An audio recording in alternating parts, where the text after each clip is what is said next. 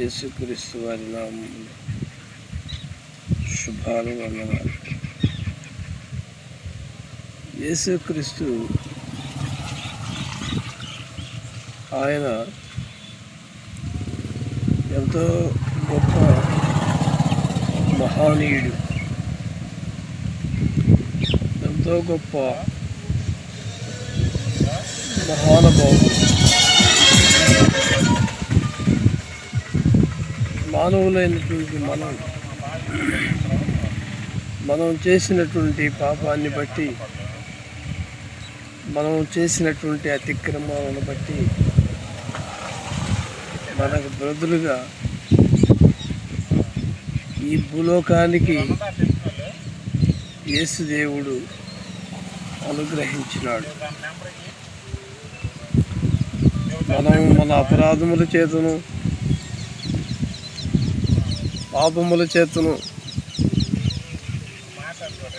చచ్చినటువంటి వారిగా ఉన్నప్పుడు యేసుక్రీస్తు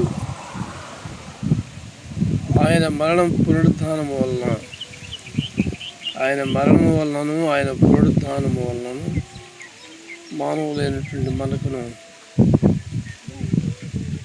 నిత్య జీవాన్ని అనుగ్రహించినాడు. ఆదాము చేసినటువంటి అతిక్రమాన్ని బట్టి అనేక మంది చనిపోయారు. ఆదాము చేసినటువంటి పాపాన్ని బట్టి అందరూ చనిపోయారు. అయితే యేసుక్రీస్తు వారు ఆయన చేసినటువంటి సిలువ యొక్క త్యాగము, ఆయన చేసినటువంటి ఆ సిలువ యొక్క గొప్ప త్యాగము, ఆయన మృత్యుంజయుడిగా లేచినాడు, మరణాన్ని జయించినాడు, మృత్యుంజయుడిగా లేచినాడు అన్నమాట. మరణమాన్ని ముళ్ళెక్కడ, మరణమాన్ని విజయం ఎక్కడ, మరణానికి ఉన్నటువంటి బలము సమస్తాన్ని కూడా విరిచిపడవేసాడు అన్నమాట.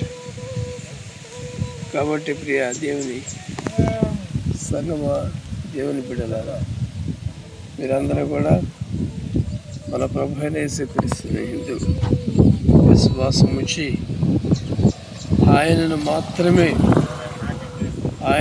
మాత్రమే సేవించవలసిందిగా సేవిస్తారని నేను నమ్ముచున్నాను.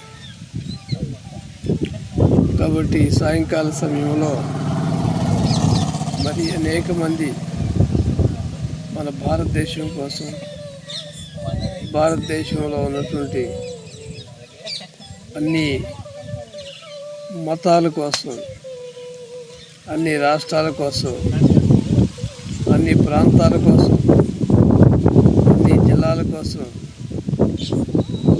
మనమందరం కూడా ప్రార్థన చేయాల్సినటువంటి అవసరం ఉంది. ఎందుకంటే ప్రార్థనే మన ఊపిరి, ప్రార్థనే మన ఆయుధం, ప్రార్థనే మన శక్తి. కాబట్టి దేవుని పిల్లలైనటువంటి మనం ప్రార్థన ఎల్లప్పుడూ ప్రార్థనను పట్టుదల కలిగి ప్రభు రాకడికి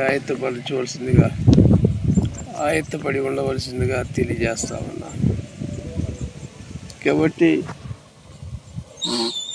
ఈ సాయంకాలపు వేళలో దేవుని బిడ్డలందరూ కూడా మరి ఎవరు కూడా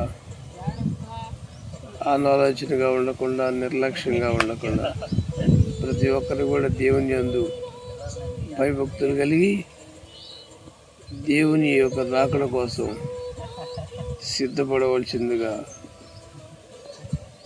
మనం చేస్తూ ఉన్నాం. అటు కృపను పరిశుద్ధాత్మ దేవుడు మనందరికీ దయచేయునుగాక. సమస్త జ్ఞానానికి మించినటువంటి దేవుని యొక్క సమాధానము యేసుక్రీస్తు వలన మీ తలంపులకి, హృదయానికి కావాలి ఉండేది. ఆమేన్.